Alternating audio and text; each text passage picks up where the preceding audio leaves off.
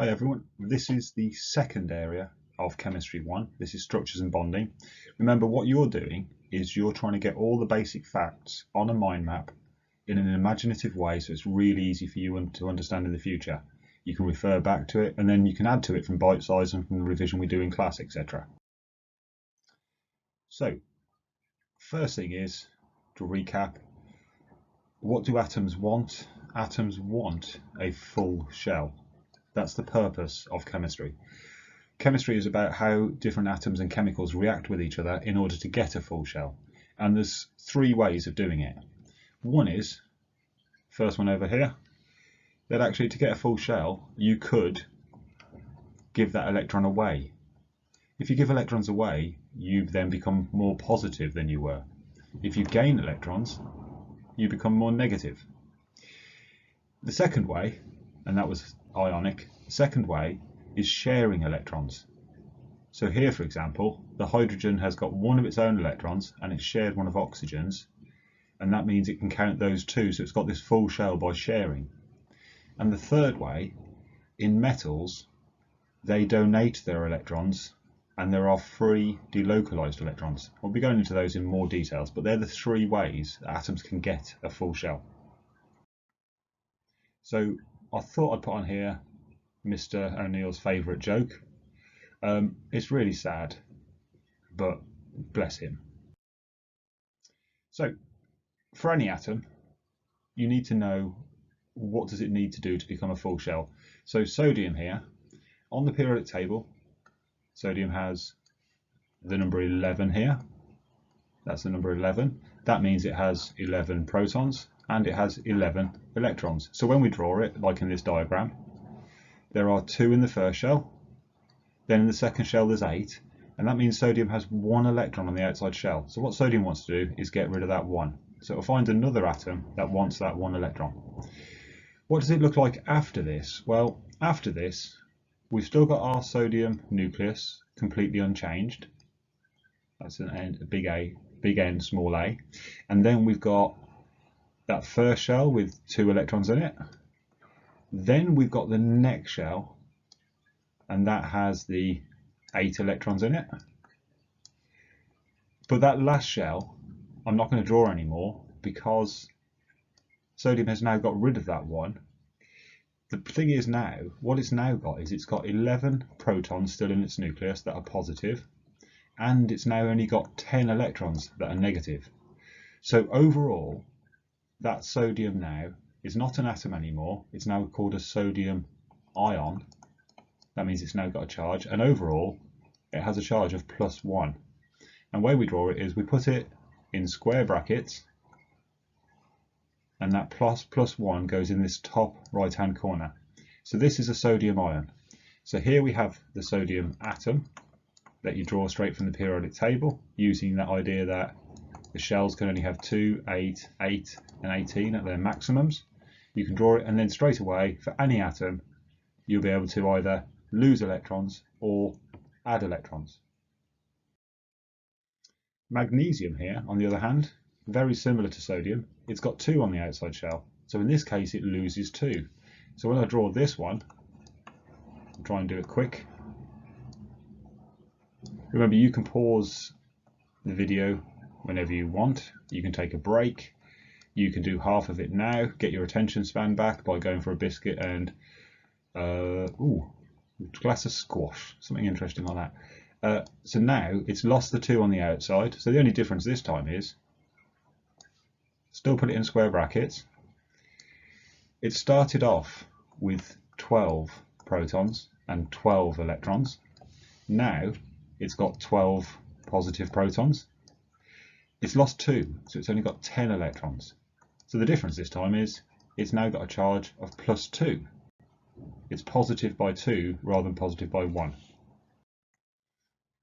Third example. Here, what does it need to do to have full shell? Here it needs to gain 1. It's got 1, 2, 3, 4, this is chlorine, 5, 6 and 7. It's in group 7. It's got 7 on the outside shell, it needs to gain 1. So we need to put one of those electrons in. Therefore, when I draw it afterwards, That'll take me a while. Chlorine, we've got crosses this time instead of dots. 1, 2, 1, 2, 3, 4, 5, 6, 7, 8. And here's the 7 that it started with on its outside shell. That's 5, 6, 7. And now what I can do is, and I'll change colour quickly, there's the 8th one in there. I'll draw it as a dot to show the difference between the electrons it already had and the one it's gained. And then, exactly the same, square brackets, but this time it's gained an electron. It's now got 17 protons, but it's got 18 electrons. So now what I do is it has a -1 charge in the top corner here.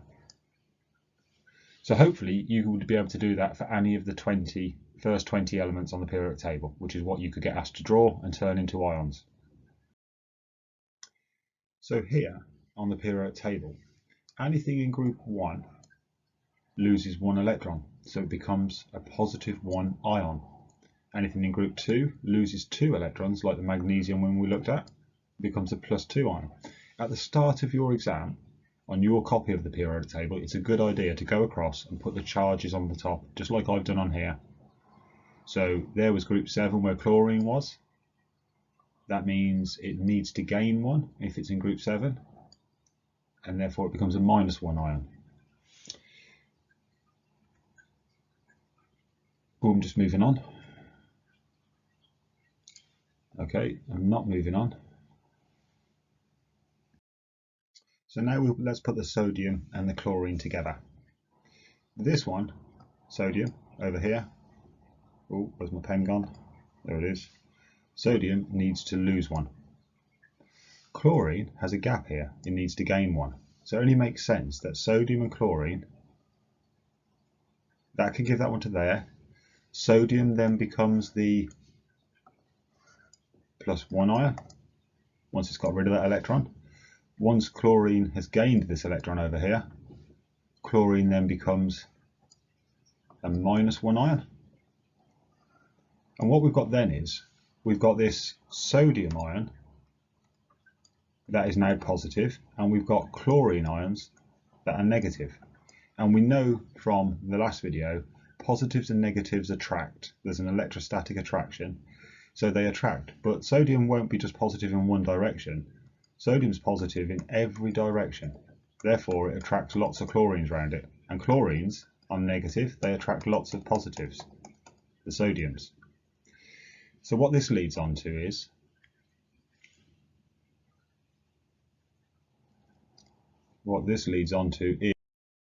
just finding my pen. So because of those attractions in all directions, sodium and chlorines build up like this in the diagram. They form a giant, because it can be very big and thousands and millions of atoms. We call it a giant crystal lattice. What that means is there are strong attractions, and when we've done this, in all directions. These are strong ionic, it's called ionic because it's between positive and negative ions, strong ionic bonds. With those strong ionic bonds, it's hard to break them apart.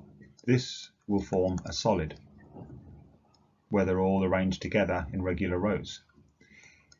If it's a solid, these strong bonds means it takes a lot of energy to break, so they have a high melting point and a very high boiling point. Sometimes it's put as MP and BP rather than melting point and boiling point. So whenever you have a positive ion and a negative ion, whenever it's a metal which becomes positive and a non-metal that becomes negative, they always bond in this way. So it doesn't matter, this isn't just for sodium and chlorine. You could choose any metal. So if I go for aluminium, aluminium forms a positive ion. Oxygen's a non-metal, negative ion. that would bond ionically. It would be the same. It would be a giant crystal lattice, strong attractions in all directions, strong ionic bonds. It's a solid, it has a high melting point. So this is true of every single time we get bonds between metals and non-metals. And if I try to move on, this is just exactly the same thing, but in a three-dimensional shape. On the last diagram, it was a bit false to try and explain it. So it's a three-dimensional shape building up into really large crystals. So when you use salt crystals at home, the crystals have been turned into little crystals. But you could, for example, have giant salt crystals. Different example of this would be something like, and again, these are crystals that have grown and formed. So inside of this crystal here, there are millions, and there's loads of crystals here joined together. There are millions of positive and negative ions attracting together. So you can physically see what it looks like. Now, it isn't always as easy as sodium and chlorine. Sodium was easy because it had to lose one. So one electron had to be lost and it went across and filled up chlorines. So that was dead easy. Here's a different case. And it's just realizing that these occur. So here, for example, magnesium needs to lose 2. But fluorine over here, which is in group 7, only has a gap for 1. So it's easy to do. Instead of magnesium joining with one fluorine atom and just that like sodium and chlorine did, what happens is magnesium needs to lose 2, fluorine only wants 1. So here I have 1 fluorine and then I have a second fluorine. That way this one can go over to here, make that full. The one at the bottom here can go over to here, make that full. And then how do I draw that? Well, the magnesium over here on this side in the box has a +2 charge, and there are 2 fluorines. It needs one of these here and one of these here. How would you write that? That's how we come up with chemical formulas. So it would be magnesium fluoride, MgF, and all I do is I put a little 2 here to say that there's 2 fluorines for every 1 magnesium. And that's what the chemical formula shows us. So for example, second example, if I can find my pen again, aluminium loses 3 electrons, chlorine only takes 1. So what it means is for every aluminium I need 3 chlorines. So that would be the formula of aluminium chloride. It can't be AlCl2, it doesn't work. Exactly the same as it can't be MgF. That wouldn't work because magnesium wants to lose 2 and fluorine wants to gain 1. So that doesn't work. I need 2 of those. Okay, right. Gone through it already. Any ionic substance has a high melting point and high boiling point because of those strong bonds. The next thing is, do they conduct electricity? Well, the answer is no.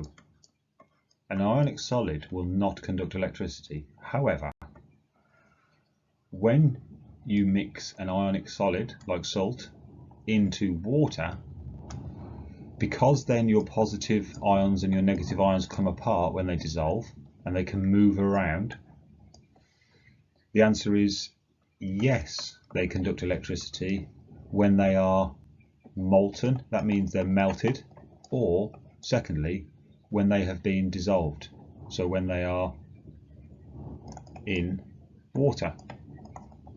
So when they're soluble. Not all of them are soluble, but the ones that are will conduct electricity when dissolved in water.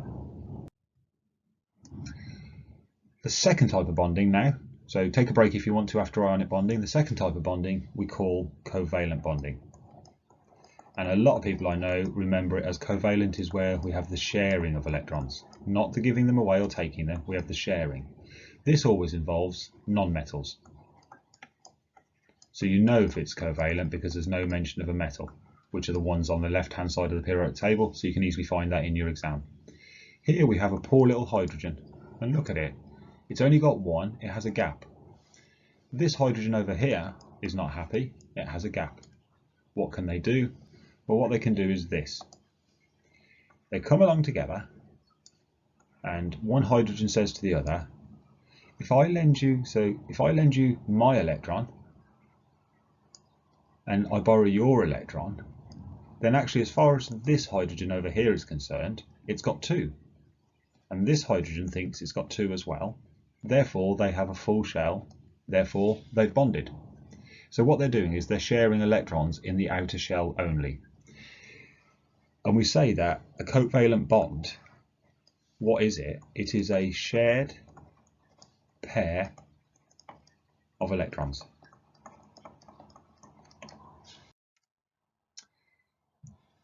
Second example, water. Look closely at this diagram at the top here.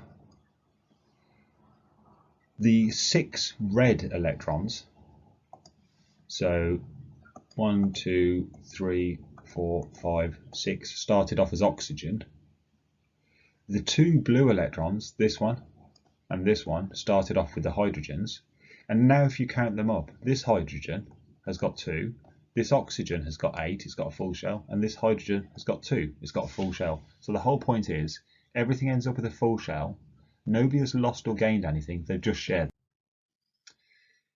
So when you're comparing the 2 types of bonding, which is a really common question to be asked, in this one, ionic bonding, we had electrons being given away from the metal to the non-metal. That means electrons are transferred.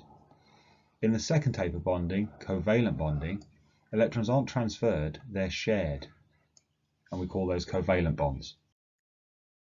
So ionic bonds gave us solids. Here is some fluorines. Fluorines drawn as F2. They go around in pairs. If you look at them, you'll see why. They had 7 on the outside shell. They've shared this pair here. So they've got a nice strong covalent bond.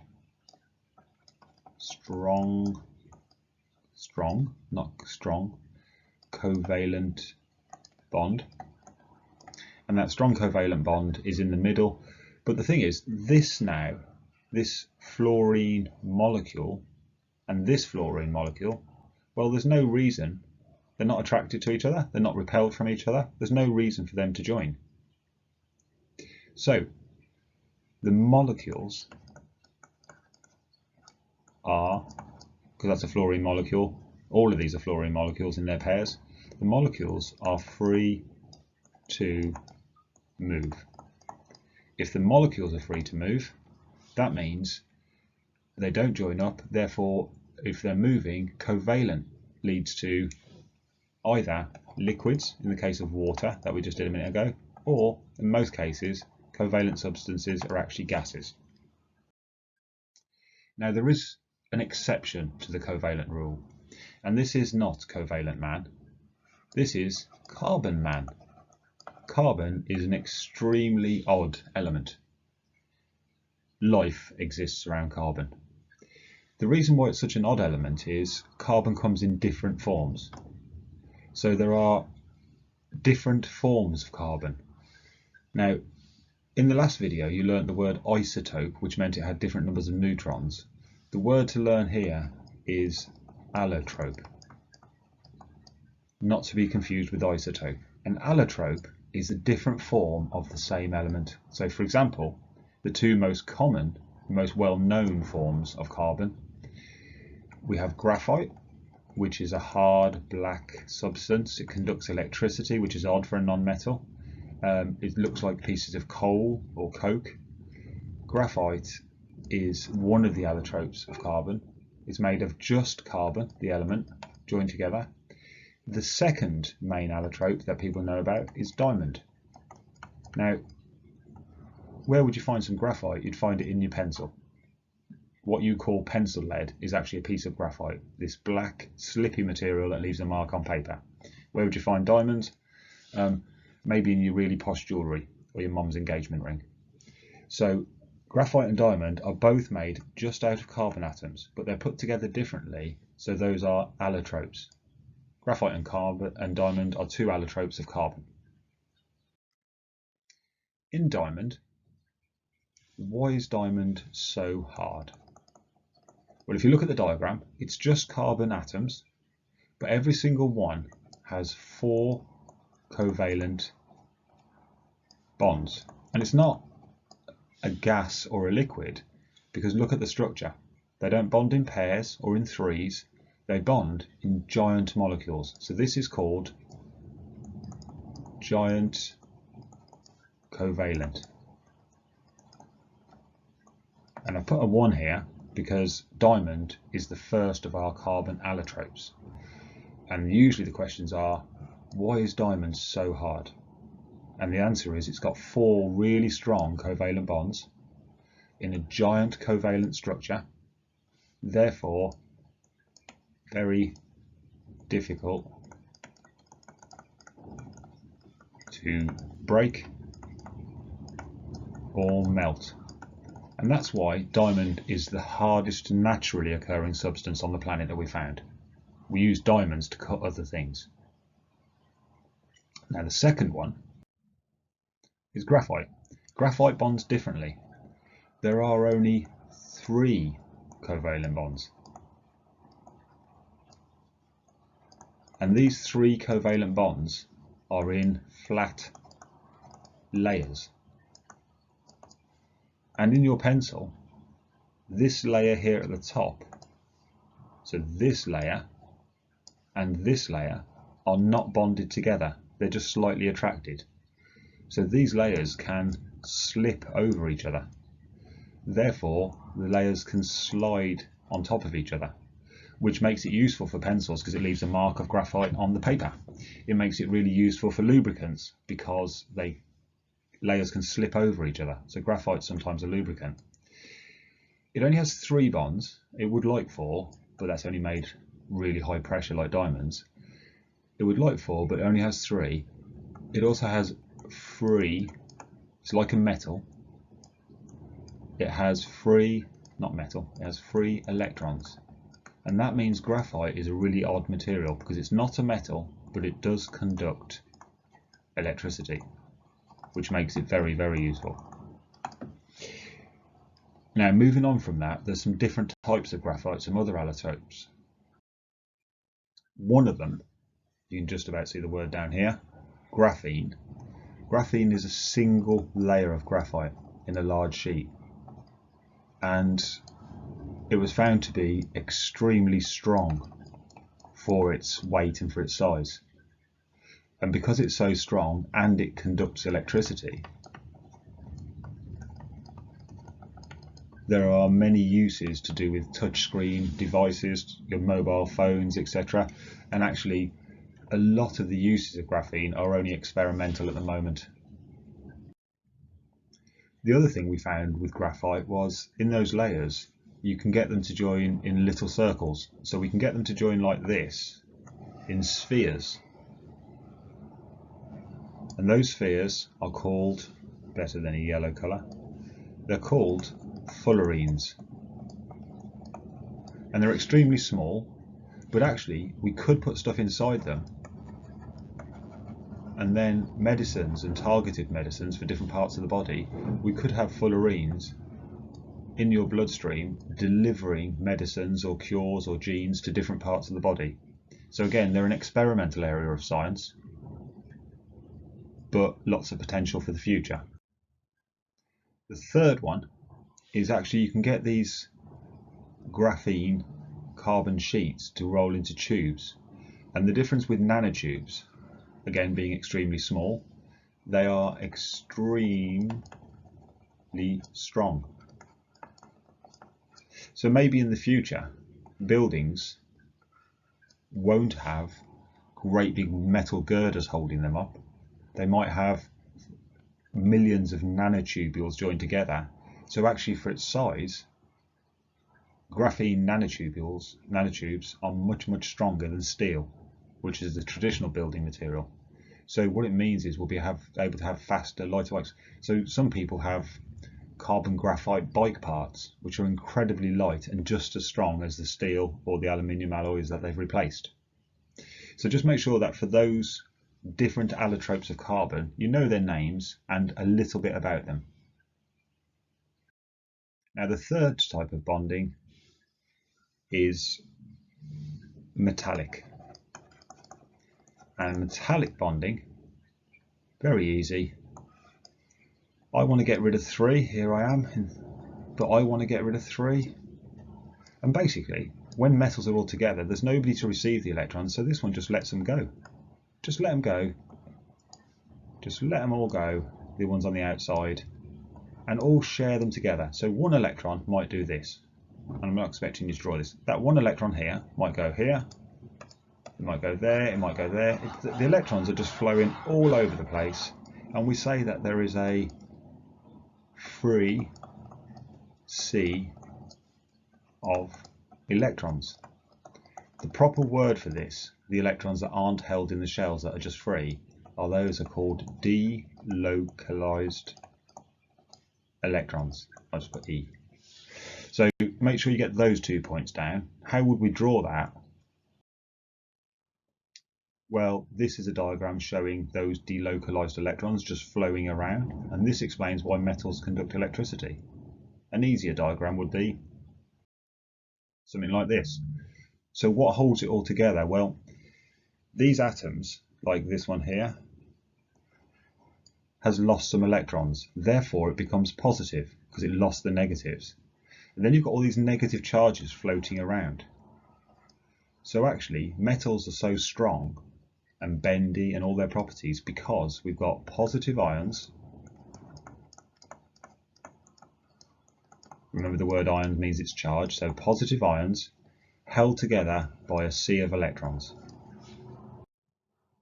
And the last bit, what are metals like?